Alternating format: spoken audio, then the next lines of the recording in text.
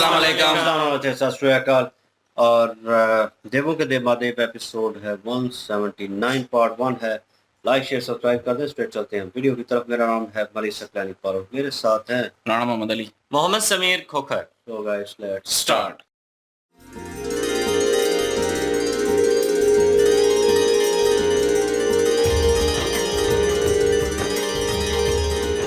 प्रणाम ऋषिवर, हमारा अभिनंदन स्वीकार करें ऋषिवर। आप सभी का हिम नरेश के प्रांगण में स्वागत है। आइए ऋषिवर, आइए।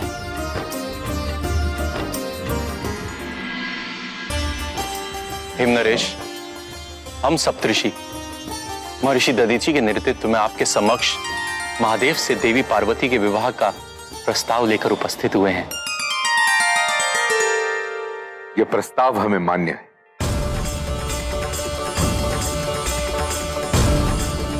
शिव जैसा जमाता पाकर हम अत्यंत अनुग्रहित हैं।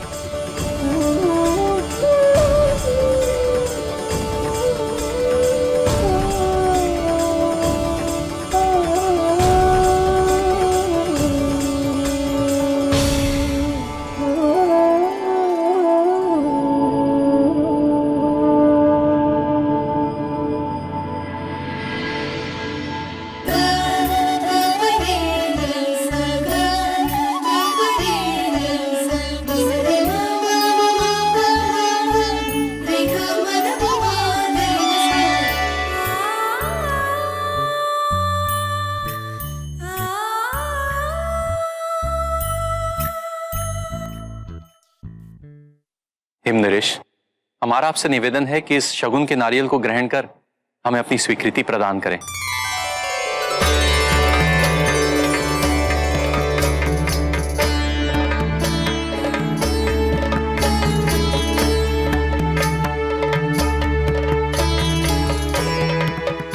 तो अब वागदान की विधि आरंभ करें।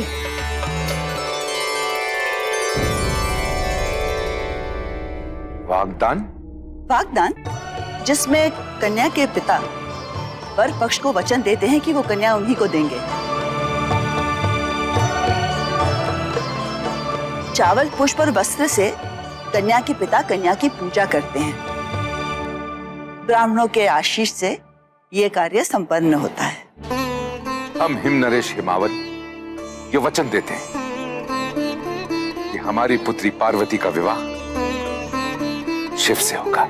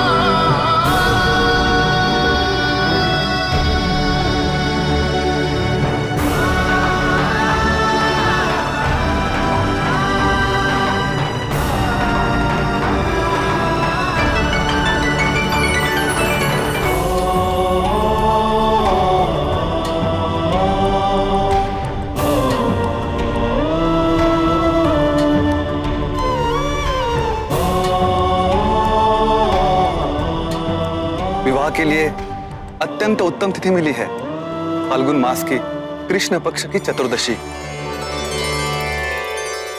कृष्ण पक्ष की चतुर्दशी अर्थात शिवरात्रि। शिव के विवाह के पश्चात संसार में ये तिथि महाशिवरात्रि के पर्व के रूप में आयोजित की जाएगी। तो ये निश्चित हुआ, शिव पार्वती के विवाह की तिथि फाल्गुन कृष्ण पक्ष की चतुर्दशी होगी।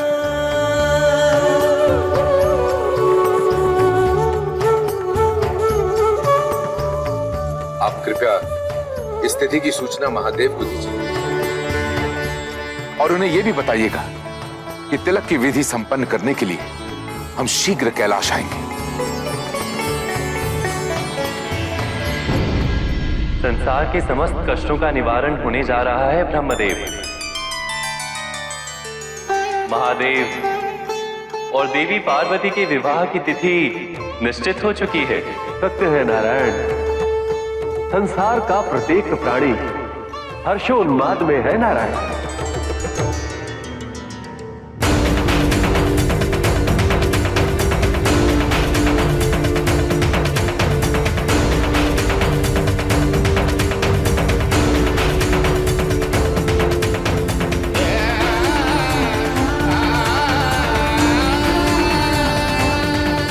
विवाह की तिथि उत्तम है।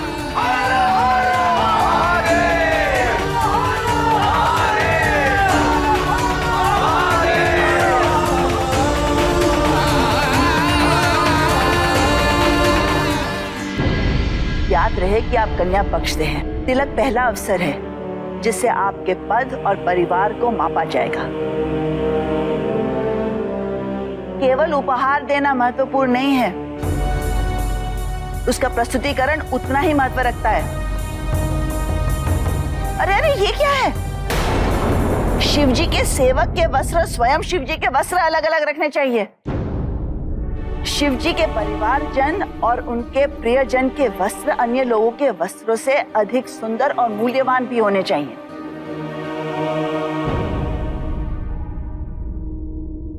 हमारी ही भूल थी नानी माँ, ये शगुन की भेंट हमने ही रखवाई थी। हम शीघ्र ही सब यथास्थान पर रखवा देंगे।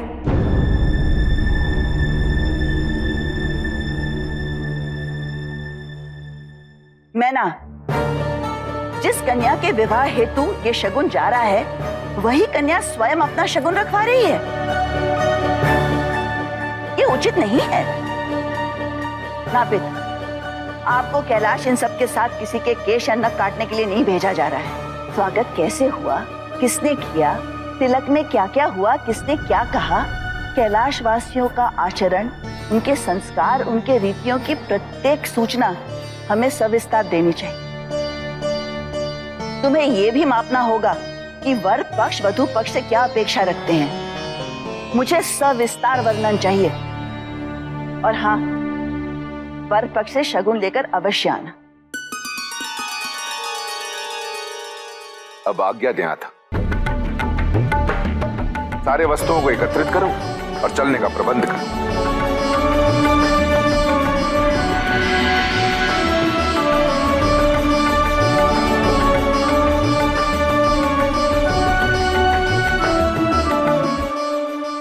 यहाँ तो नानी माँ है जिन्हें विवाह संबंधित रीति, विधि विधान, संस्कार सबका बोध है, किंतु कैलाश पर वहाँ तो कोई भी स्त्री उपस्थित नहीं है जो कि विवाह समारोह में आयोजित की जाने वाली रीतियों की सूचना महादेव को दे सके। नानी माँ को कैलाश वासियों से इतनी अधिक अपेक्षा तो है, किंतु वो पूर्ण कैसे होगी? देखना तुम सब, माता के आने के पश्चात कैलाश एकदम निखर जाएगा। नारायण नारायण। हाँ हाँ, माता के आने के पश्चात कैलाश अवश्य निखर जाएगा, किंतु उनके आने का, उनके स्वागत सत्कार का प्रबंध कौन करेगा? क्या माता को यह देखकर प्रसन्नता होगी कि उनके आने के उपलक्ष्य में किसी ने भी कैलाश को सुसज्जित नहीं किया? परंतु देवर्षि, विवाह संबंधी क्या क्या प्रबंध करने पड़ते हैं? इस संदर्भ में भला देवर्षि क्या बतलाएंगे? वे तो स्वयं अविवाहित हैं। देव ऋषि जी की भी कर दी है। ये वही बात है ना कि ये भी कोई नहीं शादीशुदा, मैं भी नहीं हूँ, ये भी नहीं है, और हम शादी पे बातें करें तो ये तो बाकी जीव होगा। अन्याय जी हाँ, ये समीर जी बिल्कुल जी, यहाँ पे माता पार्वती जी की शादी की जितनी भी रस्म और रिवाज थी वो की जा रही हैं, और वस्तु जो भेजने थे कैलाश पर्वत पर, वो सारे वस्तु भेजने के लिए जिस तरह से एक निज़ाम बनाया जा रहा था कि जो कह लें कि जिस तरह से शिव जी की अलग से वस्तु होने चाहिए, उनके परिवार की अलग से होने चाहिए, उनके जो समधी हैं, जो उनकी जितनी भी वहाँ पे दोस्त यार हैं, उनके लिए अलग से होने चाहिए। ये सारी रीतो रिवाज जो हैं नानो माँ समझा रही थी सबको, और वो बता रही थी कि आपने किस तरह से इन सारी चीज़ों का प्रबंध करना है। यहाँ पे माता पार्वती जी थोड़ा परेशान थी इस बात को लेकर कि हमारे पास तो चले नानो माँ हैं कि जो हमें रीतो रिवाज के बारे में बता रही हैं कि आपने किस तरह से इन सब चीज़ों का प्रबंध करना है, लेकिन कैलाश पर्वत पे तो कोई स्त्री है नहीं है। वहां पे जो तवक्कुआत की जा रही हैं हमारी तरफ से कि जो वर वाले हैं वहां से जो भी चीजें होंगी, जो रस्म और रिवाज होगी, वो भी आपने बतानी है। वो सारी डिटेल के लिए भी एक बंदा मुंतखब कर लिया गया नानो माँ की तरफ से कि कैलाश पर्वत पे जो जो चीजें होंगी और जो वो लड़की वालों से तवक्कुआत रखते हैं वो सारा कुछ आपने बताना है। तो इन सारी चीजों की फिक्र है कि वहां पे वो सारी चीजों का इंतजाम कैसे होगा, वो कैसे रस्म और रिवाज किए जाएंगे जो एक लड़के वाले करते हैं। अब वहां पे सारे जो प्रेत हैं वो इकट्ठे हुए हैं नंदी महाराज समेत, और खुश तो बहुत ज्यादा हैं, और शिव जी को वो बता रही हैं कि जब पार्वती जी आएंगी तो उनके आने के बाद कैलाश पर्वत जो है उसके ऊपर तो रौनकें लग जाएंगी। यहाँ पे देव ऋषि नारद भी आ गए हैं, और उनसे पूछा जा रहा है कि जरा बताइए कि रीतो रिवाज के बारे में क्या है। तो जो प्रेत है वो कह रहे हैं जी कि इनका तो अपना विवाह नहीं हुआ, तो इनको क्या पता है कि विवाह के जो रस्म और रिवाज हैं वो क्या होती हैं। और सबसे पहले ये बता दूं कि कुछ लोगों को शायद हो सकता है ना पता हो, कुछ को पता होगा कि हमारा दूसरा जो मेन चैनल था वो बंद हो चुका है, ब्लॉक हो चुका है इंडिया में। तो इसलिए हमने जो है वो एक और चैनल जो है क्रिएट किया है, और उसकी लिंक जो है डिस्क्रिप्शन में है, और उस पर वीडियो भी आ रही हैं, और उस पर भी जाके सब्सक्राइब कर दें प्लीज़, और सपोर्ट करें। और बाकी जो है वो उस पर भी वीडियो आएंगी, अब इस पर भी वीडियो आएंगी, तो सिलसिला शुरू हो गया। बिल्कुल जी। और बस बीच में एक गैप लिया था कि चले मामला को जो है थोड़ा सुधर जाए, तो तभी हम वीडियो क्रिएट करें तो बेहतर होगा, क्योंकि वो कह लेना कि अभी जो है वो उस वक्त मामला बहुत सीरियस थे। अभी चले इंडिया का जो है वो बदला पूरा हो चुका है, और जो ऑपरेशन सिंदूर है वो भी जो है कामयाब हो गया इंडिया का। तो इसलिए जो है अब हम दोबारा से वीडियो क्रिएट कर रहे हैं, और दूसरे चैनल पे जाके प्लीज़ सब्सक्राइब कर लें अगर किसी को नहीं पता तो। लिंक जो है डिस्क्रिप्शन में मौजूद है, लाजमी जाकर सपोर्ट करें हमें।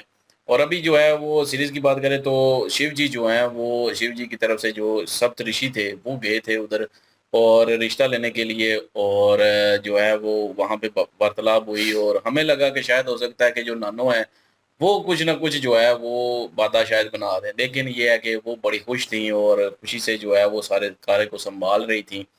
लेकिन उनकी जो माता थी मैनावती वो नहीं दिखाई गई, और क्योंकि उनको शंका थी उनके मन में, तो मेरे ख्याल में उनको भी दिखाना चाहिए था बीच में। खैर चलें, बहरहाल ये है कि वो सारा कुछ जो है वो सही से हो गया, और उन्होंने जो है वो बताया कि ये जो उन्होंने एक रस्म के बारे में बताया कि वो क्या है, तो उन्होंने जो है वो बताया सारा, क्योंकि हिम नरेश जी भी पहली दफ़ा जो है वो अपनी किसी बेटी की जो है वो कन्यादान कर रहे हैं, उनको भी इस चीज़ का इल्म नहीं था, तो नानों ने जो है वो आके बताया सारा कुछ कि इस तरह होता है, प्रॉमिस करना होता है, वचन देना होता है, उसके बाद जो है वो पूजा करनी होती है पुत्री की, और वो सारा कुछ जो है फिर हिम नरेश जी ने वो सारा कुछ किया और दोनों में तय पा गया और प्रॉमिस भी कर लिया, वचन भी दे दिया, और उसके बाद जो है सप्तऋषि चले गए। फिर उसके बाद जो है वो जो लेके जाना था, अब उधर लेके जाने थे सारी चीज़ें, तो वो इधर उधर थी चीज़ें, तो उन्होंने कहा कि वो कीमती होने चाहिए सारे, जो